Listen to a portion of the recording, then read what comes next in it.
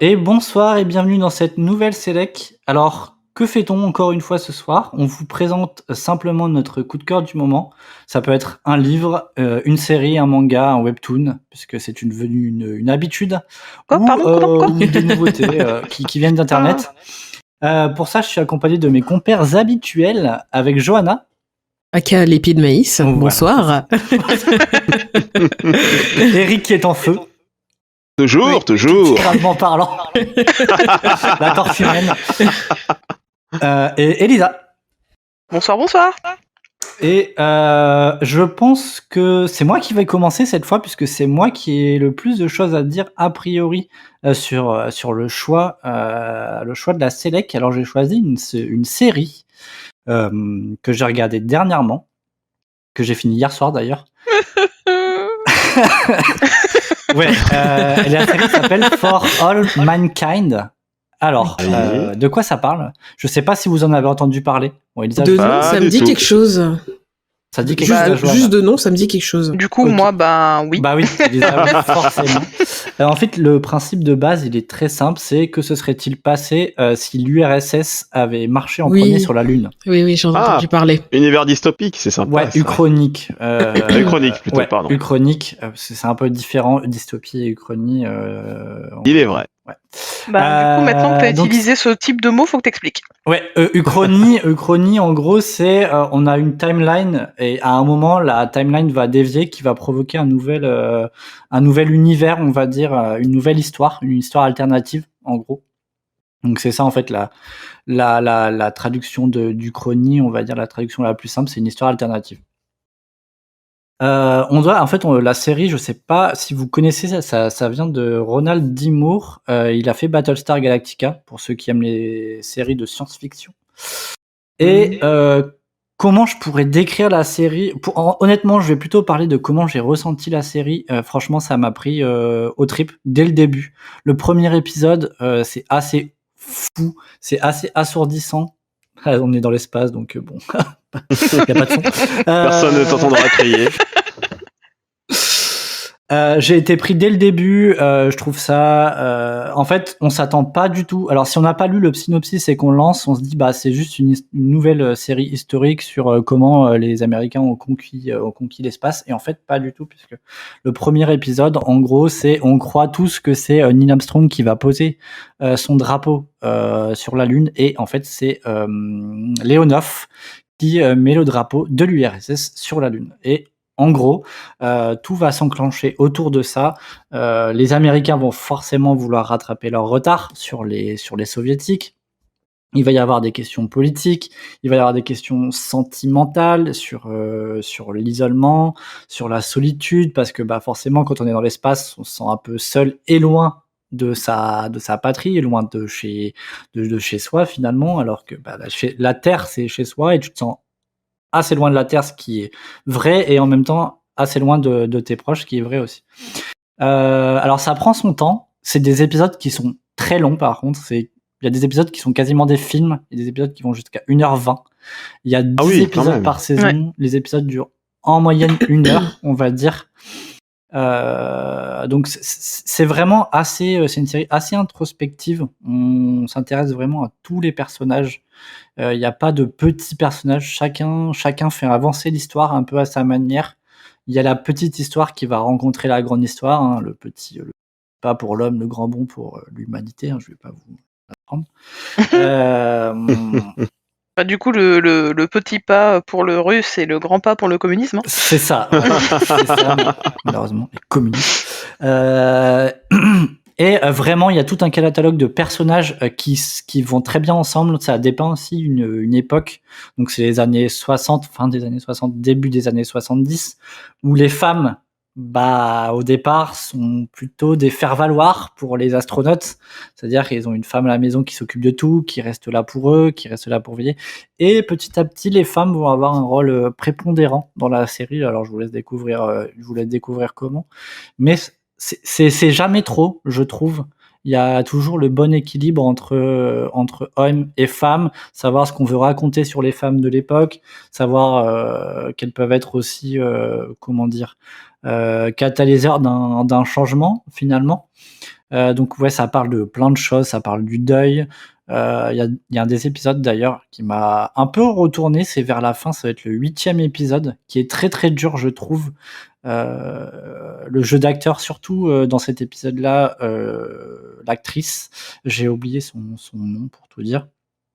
Mais no spoilerino, pas Serino, donc.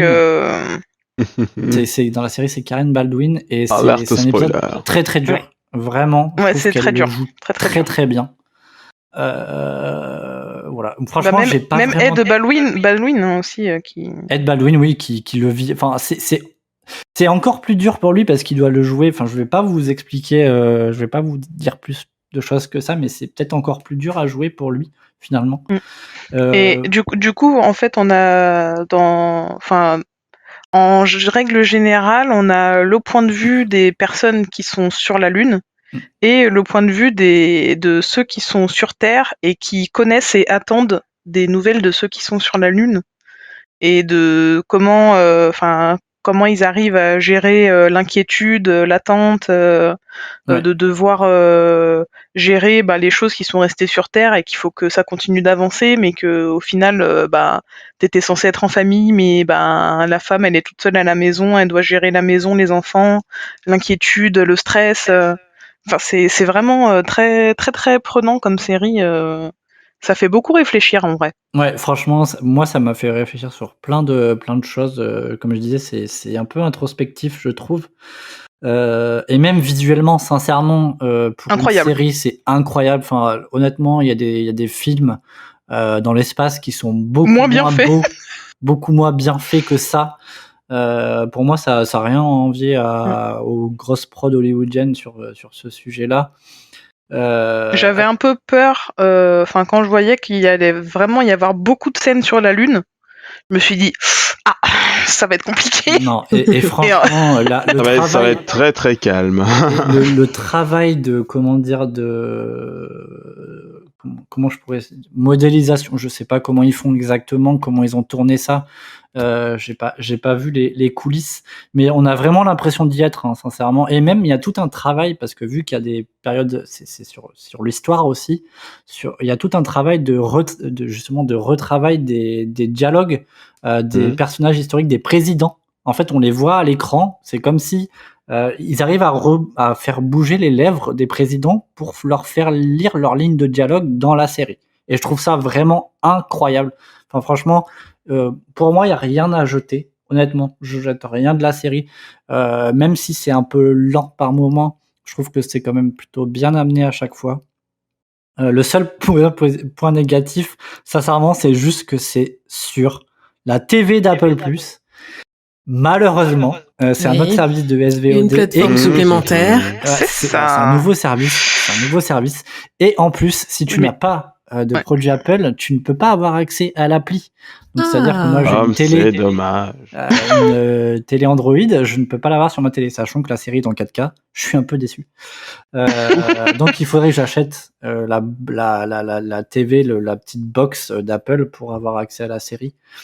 Mais honnêtement, c'est 4,99€ par mois. C'est le service de SVOD le moins cher sur le marché. J'ai cru que c'était pris de la box. Alors, ironiquement, 4,99€, mais vu qu'il faut que tu aies un support Apple pour le regarder et que tu connais le prix. Non.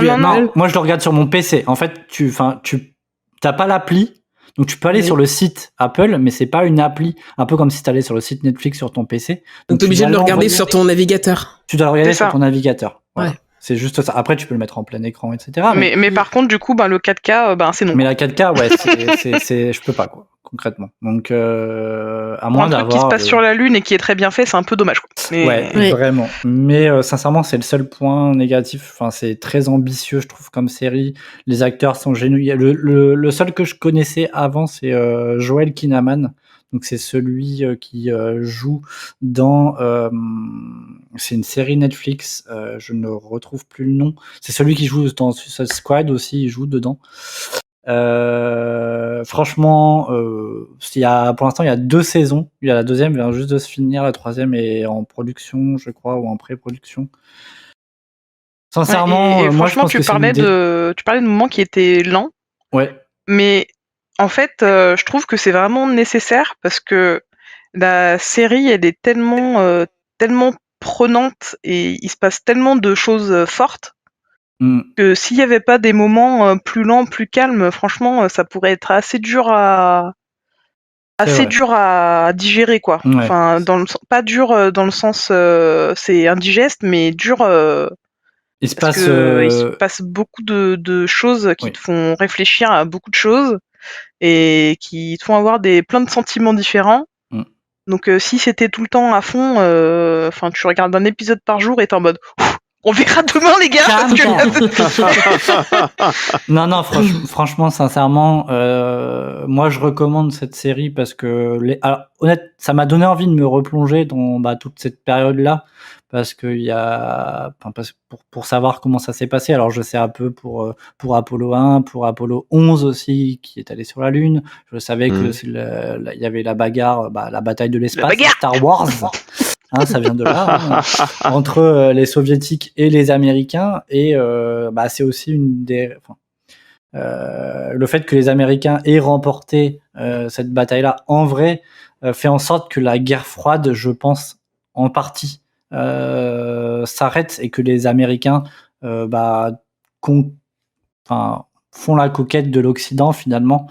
Alors que là, je vais pas en dire trop, mais après les soviétiques et les Russes, mais il y a quand même une grosse bataille d'idéologie qu'on ressent dans la série, mais finalement quand on va se concentrer sur les hommes, on va se rendre compte que c'est pas aussi simple que ça. C'est la zone grise, comme le titre du dernier épisode de la saison 2. Franchement, voilà, moi j'ai adoré. Je pense que c'est une des meilleures séries que j'ai vues ces dernières années.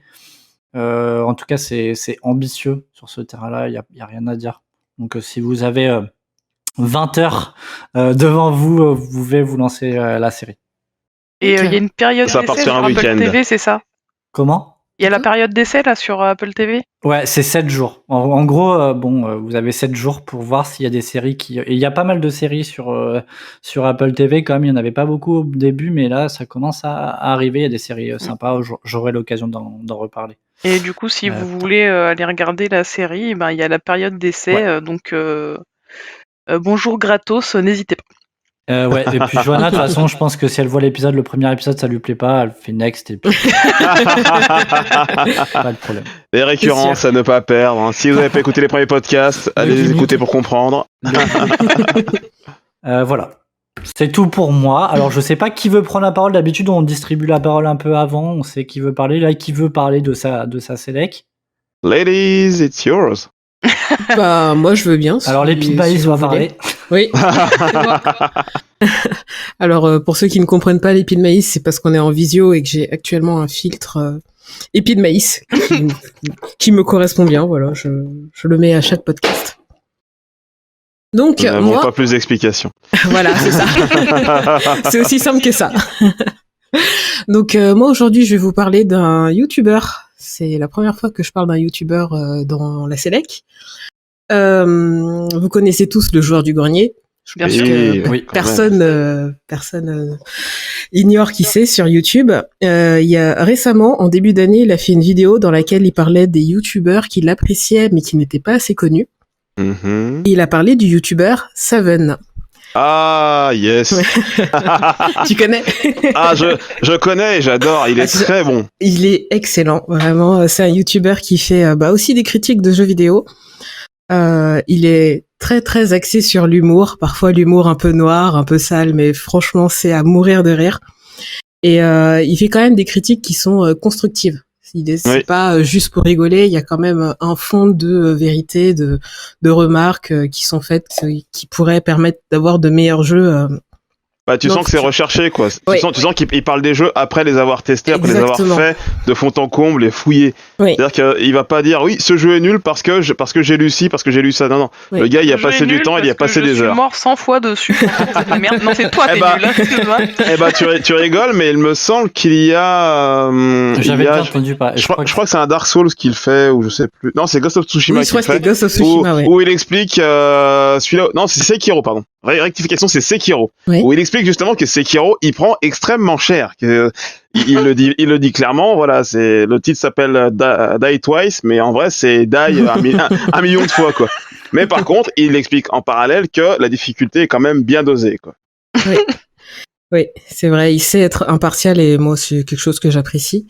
Alors actuellement, il a 367 000 abonnés. Donc quand j'ai commencé à le regarder, il était vraiment à beaucoup moins. C'est vraiment le joueur du grenier qui l'a propulsé, je trouve. Il y a une centaine... Ouais. S'il veut nous propulser, hein, par ailleurs. Il y a 104 vidéos sur sa chaîne. Il fait des critiques de tout et de rien. Vraiment, vous pouvez trouver du Zelda, du Assassin's Creed, du Dora l'exploratrice. Il y a de tout. C'est pas que les jeux qui sortent. Non, il fait de toutes les époques. Hein. Okay. Ouais, il choisit un jeu random et puis il se dit je fais une critique dessus, quoi. Ok.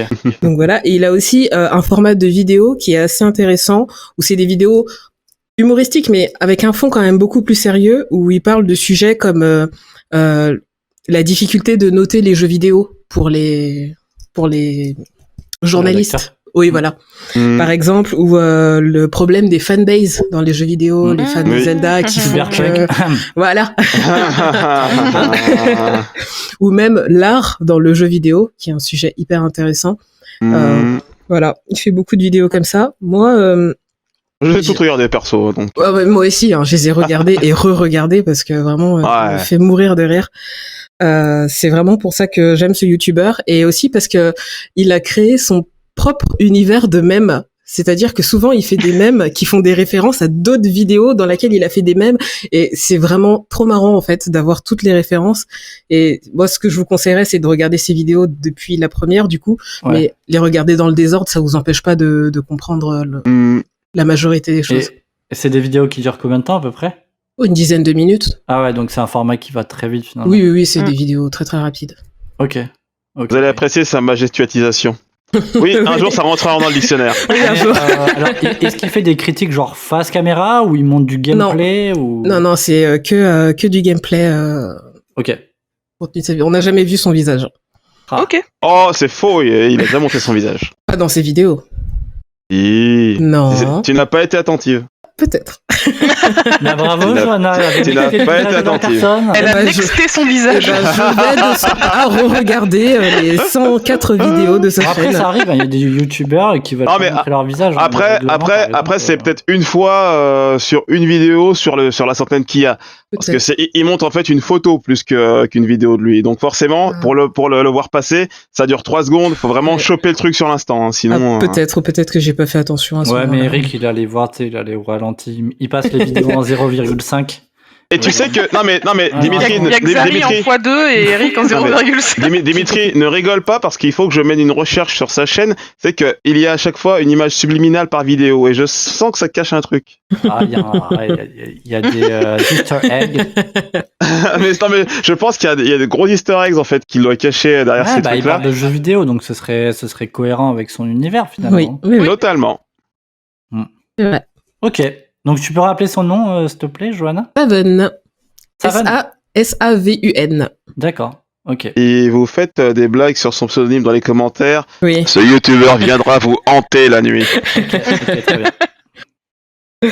Ok, bon, on dira rien alors. On dira rien. Tranquille. Et je propose qu'on reste dans les jeux vidéo, parce que je pense qu'Eric a préparé à nouveau un jeu vidéo pour sa sélec. Bah écoutez, j'ai une ludothèque qui est plutôt bien enrichie, entre les consoles et ma ludothèque perso PC. J'ai de quoi vous occuper pour quelques temps, sachant que j'adore le rétro aussi. On va dire qu'il y en a pour des années de sélec. Là pour le coup, encore une fois j'ai tapé dans l'indépendant, et encore une fois j'ai tapé dans un de mes genres favoris, le Die and Retry. Et oui. Les jeux du style alors qu'est-ce qu'il y a? Justement Sekiro qui illustre pas mal le truc aussi, Dark Souls forcément, ce genre là. Je pense que c'est le plus connu, non? Dark Souls, oui, mais bon, c'est pas celui qui a... actuellement oui, parce qu'en même temps il a fait pleurer du sang à énormément de gens. Mais là pour le coup je vais plutôt m'intéresser encore une fois à des plus petits développeurs qui sont Flying Hawk Games et eStudio, qui ont développé un jeu qui s'appelle Scourgebringer.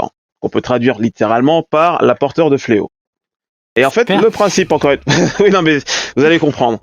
En fait, tout part de l'arrivée sur Terre d'un énorme monolithe, un truc vraiment type, on va dire, je sais pas, taille. À quoi je pourrais le comparer en termes de taille? Comme Bah, comme J'ai 2001 pensé à l'Odyssée de quelque chose, l'espace. Non, Elisa. Non, Elisa. Vous avez le droit d'écrire dans les commentaires, mais elle a pas le droit de le dire dans le podcast. Bref, en gros, c'est un peu, c'est quelque chose d'assez énormissime. Qui vient en fait sur Terre et qui vient dévaster littéralement la Terre et traquer les êtres humains. Les gens ne savent pas pourquoi, ni comment, ni d'où ça vient, mais ce monolithe est là et il traque l'espèce humaine. Et il y a un petit groupe en fait de résistants qui s'est formé et qui a essayé de comprendre ce qui se passe. Parce qu'une fois que le monolithe a arrêté de chasser, a pu chasser tout ce qu'il a pu, il s'est arrêté à un endroit bien précis, bien spécifique, et les gens ont commencé à pouvoir y accéder. Et ceux qui sont entrés à l'intérieur de ce monolithe n'en sont jamais revenus. Et c'est là où on intervient en la personne d'une jeune fille qui s'appelle Kira, qui est entraînée au combat et aussi à l'exploration, qui va elle aussi entrer dans ce monolithe pour en savoir un peu plus sur les explorateurs qui y sont allés. Je l'attendais. Je me suis dit, c'est étonnant qu'il n'ait pas sauté tout de suite dessus. Tout est dans le timing. Ouais, bah, Mais oui, du coup, en fait, on incarne cette jeune fille qui est formée à la fois au combat à l'épée et à la fois au combat à l'arme à l'arme à feu. ok. Sachant que on utilise tout le temps la même épée au cours du jeu, mais par contre qu'on peut looter de différents types d'armes à feu. C'est-à-dire qu'on part avec un revolver de base à 6 coups, on peut trouver un lance-roquette à 2 coups, on peut trouver un fusil de sniper, et ainsi de suite. Ah, j'ai peut-être pas précisé, c'est un side-scroller en 2D. C'est-à-dire. Ok. En gros, c'est du déplacement sur les 2 dimensions, quoi. C'est pas de la Mais non, 3 mais dimensions. ah oui, d'accord, ok. Ouais. Non, ouais, je vois. Et c'est assez pixel art, hein, pour le coup. Je trouve que les graphismes sont, bien que simplistes, assez jolis. Mhm. Et la colorimétrie du jeu est vraiment, vraiment sympathique. Mais par contre, c'est vraiment, vraiment, vraiment punchy. C'est-à-dire que c'est le genre de jeu, quand vous entrez dans une pièce, les ennemis sont là, vous êtes seul contre eux, il faut vraiment défourailler dans tous les sens, il faut les battre tous pour pouvoir sortir de la salle. Il y a la capacité de se jeter en avant, de taper l'ennemi, de faire des combos, et ça demande vraiment, vraiment de la maîtrise. C'est-à-dire que les premières parties... Tu parlais d'armes à feu qui peuvent avoir 2 coups, 6 coups. C'est si tu utilises les 6 coups, après c'est mort, t'as plus de munitions? Non, justement, j'allais y venir. C'est-à-dire qu'en fait, quand tu tapes à l'épée, tu recharges une barre de progression, justement, de rechargement de ton arme, qui va ramener des munitions au fur et à D'accord. mesure. Mais ça implique forcément de te battre au corps à corps. Mais l'avantage du corps à corps, c'est que, par exemple, tu vas avoir une attaque de type smash, que tu peux débloquer dans le jeu, qui va te permettre de renvoyer les projectiles, parmi tant d'autres. Et c'est ce genre d'attaque-là qui va te permettre justement d'aller plus loin dans les combos, de récupérer des munitions. Et parfois, quand tu arrives à atteindre certaines capacités dans les salles, comme par exemple ne pas te faire toucher ou des trucs de ce style-là, débloquer aussi des éléments du style de récupérer de la vie, améliorer tes dégâts au sabre, améliorer tes dégâts à l'arme à feu, qui vont te permettre d'aller plus loin dans le jeu. Et il faut savoir que tu as plusieurs environnements, et par environnement, tu as un demi-boss qui, lui, garde en fait l'accès au vrai boss. Et le demi-boss en général, ça va être un boss qui est pas très très difficile, mais qui va quand même demander d'apprendre ses patterns. Ok. Admettons par exemple, tu vas avoir un œil géant qui a tendance à se déplacer, à se téléporter, donc il restera jamais longtemps à la même place. Tu vas avoir un temps défini pour pouvoir l'immobiliser, le taper jusqu'à le tuer. Tu peux avoir ça, tu peux avoir un démon qui va avoir tendance à tirer des balles, des boules de feu dans tous les sens. Ouais. Tu peux avoir un peu de tout. Et le but c'est de éliminer en fait ces démons-là pour avoir accès au vrai boss. Et ce vrai boss, lui, va te donner en fait ce qui va te permettre ensuite. Dans un premier temps, concrètement, oui, parce que tu vas apprendre à la dure. C'est-à-dire que c'est le genre de jeu où, un petit peu comme dans Dark Souls et consorts, tu connais pas le jeu. Tu mets un pied dans un univers que tu ne connais pas, donc tu vas apprendre. Et tu vas apprendre à la dure, forcément. Et tu vas découvrir que le premier boss, ben forcément, il a ses types d'attaques, il a ses patterns bien précis, et tu n'as pas beaucoup de capacité au départ. Donc tu vas prendre cher dès le départ. Mais comme tout Die and Retry, tu prends cher, tu meurs, mais tu reviens à un endroit bien spécifique qui s'appelle l'arbre tintant, qui te permet en fait d'évoluer tes capacités. Comme je disais, l'attaque smash, tu la débloques à l'arbre, tu vas débloquer le fait de pouvoir dasher, c'est ça. Et en fait, la mort n'est pas qu'une punition. C'est-à-dire que c'est aussi un moyen d'évoluer. Ouais. Et c'est là tout l'intérêt du Die and Retry. Et c'est là où celui-là, je le trouve très intéressant parce que bien que très très punchy et très très demandeur en compréhension des monstres que tu vas croiser, de l'environnement dans lequel tu te déplaces, des éléments que tu vas débloquer, des armes que tu ramasses, à côté de ça, il reste aussi très accessible. C'est-à-dire que autant Dark Souls, par exemple, tu peux croiser un rat qui va te mordre 2 fois, tu vas mourir, tu vas pas comprendre pourquoi.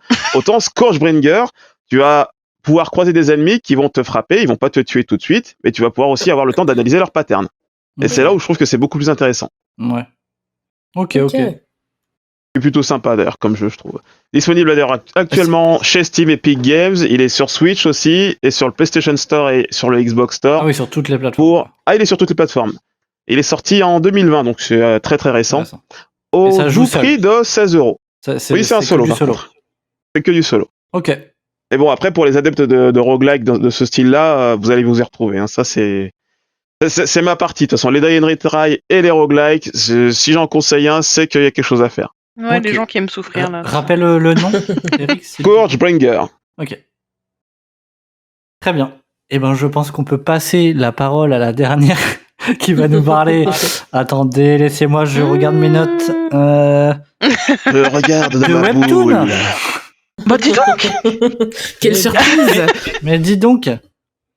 Oui, bah oui, hein, je suis dans le même cas qu'Eric. Hein, donc, ouais, la Select, on va l'appeler la Select Webtoon, Webtoon jeu vidéo plus random. Voilà, exactement. Alors, du coup, aujourd'hui, je vais vous parler d'un webtoon qui s'appelle Omniscient Reader. C'est moi, quoi. Merci. Où en fait c'est un. Bah, en ce moment c'est la mode hein, d'un héros ou d'une héroïne qui va se trouver dans un monde alternatif ou bien le monde actuel va se transformer en jeu ou whatever. Ouais. Mais celui-là m'avait surprise parce que l'histoire commence en voyant le héros qui s'appelle Dokja, qui est en train de rentrer chez lui après le taf tranquillement. Et il lit une nouvelle sur son téléphone. Et c'est le dernier chapitre de la nouvelle, donc il est un peu ému parce que ça fait des années qu'il suit cette nouvelle à fond. Et c'était au début il y avait plusieurs personnes qui lisaient cette nouvelle, mais au fil du temps il restait plus que lui. Et du coup, bah, à chaque fois qu'il lisait un chapitre, il écrivait un petit commentaire à celui qui écrivait la nouvelle. Et là, il est tranquille dans le métro, en train de finir son chapitre. Et une fois qu'il finit le chapitre, il y a une très légère introspection où il se dit que voilà, ces dernières années, il a pas forcément fait ce qu'il voulait de sa vie et que du coup, bah, il a pas fait grand chose, mais que cette nouvelle l'a suivi et l'a soutenu pendant toutes ces années et qu'il n'aurait pas pu tenir s'il n'avait pas eu cette nouvelle pour l'accompagner, qu'il allait lire cette nouvelle quand il allait pas bien, pour se remonter le moral, un peu tout comme ça. un compagnon, quoi. C'est ça. Et ben, une fois qu'il a fini son chapitre, il reçoit un message privé de la personne qui a écrit la nouvelle en disant qu'il le remercie vraiment beaucoup de l'avoir soutenu toutes ces années et que ça va lui apporter quelque chose qui lui rendra bien service. Et sur le coup, il comprend pas trop ce qui se passe. Et d'un coup, il y a le métro où ça part en vrille. Il y a un petit monstre, diront, qui apparaît dans le métro. Ouais. Et qui dit bah les gars, vous avez intérêt de faire ce que je vous dis parce que là on est dans un petit jeu et si vous faites pas ce que je dis, ça peut mal tourner. Donc il y a tout le monde qui commence à paniquer. Panique à bord. Forcément. Il y a tout le monde qui commence à paniquer et bah il y a Dokja qui se dit cette petite bestiole là, elle me dit vraiment quelque chose quand même. Ouais. La situation, je connais ce Pokémon. C'est le 37e de la liste. Et en fait, du coup, il y a cette petite bestiole qui commence à expliquer que le jeu commence et que là, il y a une mission qui va se déclencher. Il explique la mission et là, Dokja, il se dit mais en fait, c'est exactement ce qui se passe dans la nouvelle. Et il se trouve que la nouvelle est devenue réalité et que c'est la seule personne qui sait ce qui va se passer. Ah. Et du coup, bah, il doit survivre dans cette nouvelle qui est devenue réalité. C'est du shit un peu quand même. Ouais, ça doit. Ouais, mais t'imagines, en soi, non, parce que c'est super dur à gérer. T'es tout seul, Oui. tu dois sauver tout le monde, en fait, finalement. Bah déjà t'es tout seul, et en plus de ça, t'as une histoire qui s'est écrite alors que tu n'étais pas dedans, donc tu es un facteur Oui, qui fait que les choses vont changer par la suite. c'est Je vois pas le rapport avec la poste. Donc, donc autant c'est un avantage, ça peut être un avantage par rapport aux objets, par rapport aux ennemis, par rapport parce que tu sais qu'il y a telle mission qui va se déclencher, etc. Mais au final, lui, vu que il était pas dans l'histoire à la base, ce qu'il va faire va altérer quand même les choses. Par exemple, des personnes qui auraient dû mourir, qu'il va sauver. D'accord. Et ce qui fait que par la suite, il peut pas avoir toutes les variables du chapitre parce que avec ses actions, il y a des choses qui ont changé. Et du coup, il doit essayer de faire avec ça pour survivre. Bah forcément. D'accord. Ça me fait penser un peu à Demain à la Une, un peu. Enfin, Oui, c'est ce que j'avais. Ouais, C'est exactement à ça que je pensais. C'est vrai. C'est le principe. C'est je vrai, me ça dis, fait un peu penser finalement- à ça, mais avec des gens qui se sont arrachés la tête, quoi. Mais... Ouais, c'est un autre Pour point. ceux qui ne connaissent pas, pour faire simple, Demain à la Une, c'est une série qui passait dans les années 90 en fait. Le principe était simple, c'était un gars qui recevait tous les matins le journal du lendemain, donc avec Ça, un c'est jour OP, d'avance ça, c'est- devant lui. Enfin, c'est OP, je veux dire. Non mais On rêve c'est tous de ça, en vrai. hein. Oui, Non, on mais a c'est- tous c'est rêvé même de plus OP. recevoir le journal. La Ouais. différence, c'est que le type qui le reçoit, en fait, c'est un gars qui est hyper altruiste, voire Voilà, limite ça fait pas nous, quoi. abnégationniste, C'est pas nous. et en fait, qui va tout faire pour sauver les gens Oui. qui sont concernés. Moi, le Oui, premier parce truc que que j'ai nous, pensé, on aurait c'est juste que joué au le loto. journal, je deviens un Et mania. lui, il sauve des gens, quoi. Ah non, mais Je moi deviens je un joue au mania, loto je prends tous les jours. gros Bien millions, sûr. enfin voilà, Ah bah il y a oui, plein oui, de bien trucs à sûr. faire, quoi. Bien évidemment. sûr. Alors, n'hésitez pas à nous dire dans les commentaires ce que vous feriez si vous aviez un tel journal, ça pourrait être intéressant de Alors, comparer. je pense qu'on fait tous à peu près la même chose, soyons honnêtes. hein. Il n'y a pas grand chose à faire avec un journal en soi. hein. Bah, Ah. si, quand Aucun- même, en vrai. Aucun altruisme, quoi. Attends, Il y mais a quand même Oui, des non, choses mais- à faire pour bah, sauver des gens. en vrai. Imagine, je sais pas, le journal il te dit, bah demain il y a un tremblement de terre énorme dans je sais pas quel pays. Bah tu peux pas faire grand chose. Bah, tu peux dire aux gens de bouger. Oui, mais qui va te Ouais, mais les croire gens, ils vont pas te croire. Alors, Ah Mais oui. Mais, d'accord. alors- mais c'est ça aussi qui faisait que la série était cool, c'est parce que souvent il essayait de sauver quelqu'un et la personne Alors- disait mais t'es un fou, frère. Johanna, pour la petite histoire, il me semble que dans un épisode, il reçoit le journal en japonais. Il Ah me ouais semble. Ah, ça me parle. Je m'en Et, rappelle et que absolument du pas. coup, en fait, il se lève le matin, il regarde le journal et il se rend compte qu'il comprend rien. Et là, il est paniqué parce qu'il dit mais comment je vais me débrouiller, Je vais quoi. devoir c'est- traduire, quoi. Enfin, il n'y avait pas C'est encore ça. Google à l'époque. Ouais, hein. il est C'est ça. là, hein. Le gars, il est. Mais ouais, c'est pour ça que ce que tu me disais, ça me faisait écho justement, parce que la série, je l'ai suivie vraiment assez assidûment. Oui, du coup, ça fait penser à ça, c'est vrai. Bah, comme d'habitude, hein, les webtoons que je vous présente, je trouve que les dessins. Ouais, alors mais- c'est ce que on devrait avoir un jingle en vrai, le point dessin. Non, mais si les dessins ne m'attirent pas, j'y arrive pas. Donc j'arrive pas à m'accrocher. Donc là, Ouais. encore une fois, je trouve les dessins magnifiques, n'est-ce pas? Enfin, c'est une colorimétrie qui est un peu différente d'habitude, plus comment dire, plus sombre, un peu grisé. Ah, c'est un film de Zack Snyder, quoi. Exactement. Je vois. Voilà. Zach, si tu nous entends. Du coup, pour le moment, on en est au chapitre 45. Ok. Donc 45. Je sais pas si il est sorti en français. Moi, je lis en anglando, hein, excusez-moi.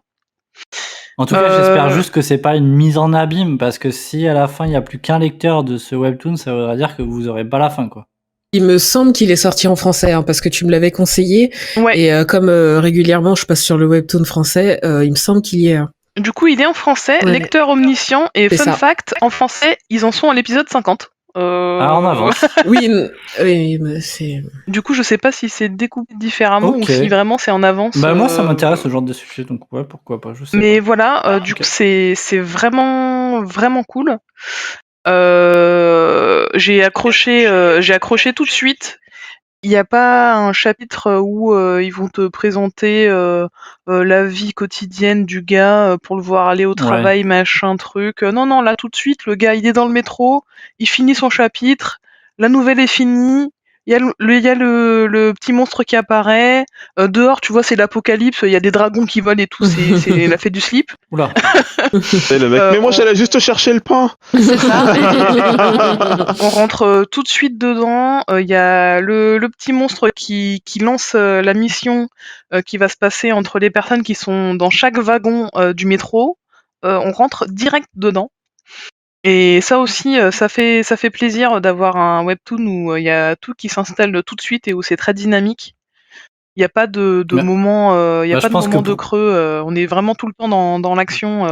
Pour savoir si ça démarre vite, on peut demander à Johanna qui ne donne pas trop la chance au produit généralement. Est-ce que t'as vu Alors, alors, comment expliquer? Aïe, aïe, aïe. J'ai commencé à le lire, mais je suis vraiment pas allé loin parce qu'il est toujours dans son métro. J'ai dû lire Après, c'est un Trois- métro français. Bon, trois bulles de texte et je suis passée à autre chose, mais je me suis dit je retournerai le lire plus tard. Et tu sais, c'est dans la pile des choses que je dois faire et dans la palle. qui me regardent. Super. Ah Voilà. oui, non, mais je vois que les choses que je recommande à Ouais. ma très chère En amie. tout cas, j'espère aucun que, point, j'espère que voilà, vous jouez ou que vous regardez ou que vous lisez ce qu'on vous recommande. Sinon, voilà quoi. Non, mais je vais m'y mettre. Je vais m'y Ok. mettre. Dans tous les cas, nous continuerons à faire Ouais, cette série. on va découvrir des choses. Donc on avait, moi j'avais une série donc For All Mankind sur la TV d'Apple+. Johanna avait un YouTuber du nom de Saven. C'est ça. Oui, Eric et pas avait, Savin, hein. Eric Respectez-le. Et pas Savoun, hein. C'est savant. Baboune. Eric avait un jeu vidéo de Diane Retry qui s'appelle, Bringer. et Elisa avait un webtoon à nouveau qui s'appelle Omniscient Reader. C'est ou ça? lecteur omniscient en français, n'est-ce pas? Très Oui. bien. Eh ben, on vous souhaite de découvrir de la même manière que ces choses que nous on les a découvertes, que vous allez passer un bon moment là-dessus. Voilà, vous pouvez piocher, hein, il y en a plein. De toute façon, même le principe de webtoon, vous choisissez l'histoire qui vous parle. Peut-être qu'on vous aura même fait découvrir les webtoons. Donc c'est plutôt cool. Et puis sur ça, on va se laisser. On vous souhaite une bonne soirée et je vous dis à bientôt. Bonne Et à la soirée. prochaine Bonne soirée. fois. À la Bonne prochaine. soirée.